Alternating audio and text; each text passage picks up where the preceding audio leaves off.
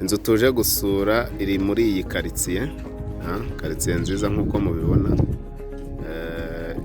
Niho iri mu Gatenga, Kicukiro, haruguru y'umurenge gatoya wa Gatenga.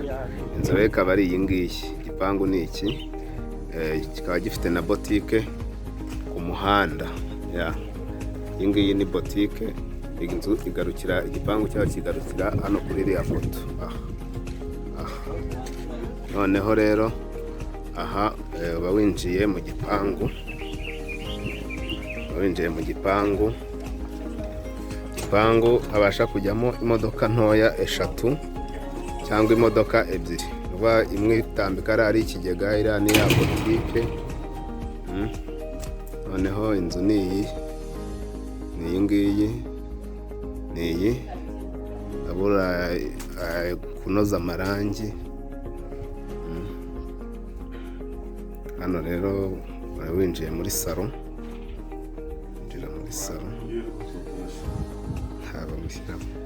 aba winjiye muri salo, ifite salo moyenne ijyamo salo na saramanje.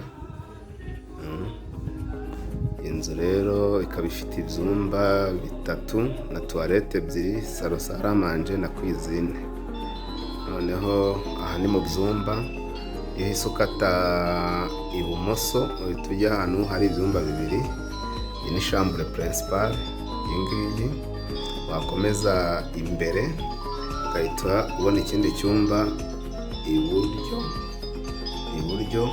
Ni icyumba kinini. Noneho aha hakaba salle de bain, toilette, douche.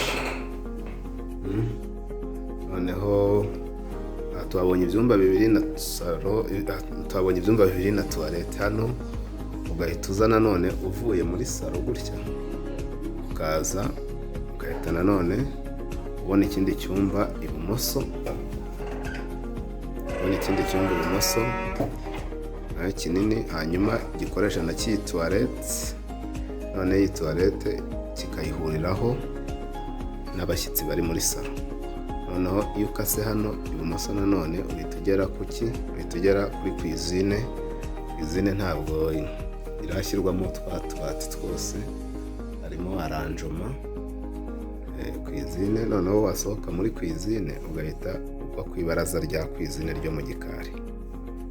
Nuko nguko hameze hano. Ugiye mu gikari aho ushobora kwanika imyenda, hano hose. Aha ni munsi y'inzu. Noneho inzu ni iyi ngiyi, ikaba yubakishije block ciment. Noneho wakomeza hano ahagana haruguru niho uhita ubona inzu y'umukozi, ariyo iyi ngiyi. Hano hakaba toilette yo hanze. Noneho wagaruka gutya ukongera ugahinguka muri parking, ariho hari ya botike. Uyu ni umuryango usohoka kuri ya botike ku muhanda, ku buryo ushatse kuyinjiramo nyine uca mu gipangu udasohotse. Igipangu cyubatse n'amatafari ahiye. Iyi ni parking ijyamo imodoka 3 ntoya n'2 ziringaniye cyangwa nini. Nuko nguko inzu imeze muri rusange. Hano ni inzu nziza ya cadastre. Murakoze.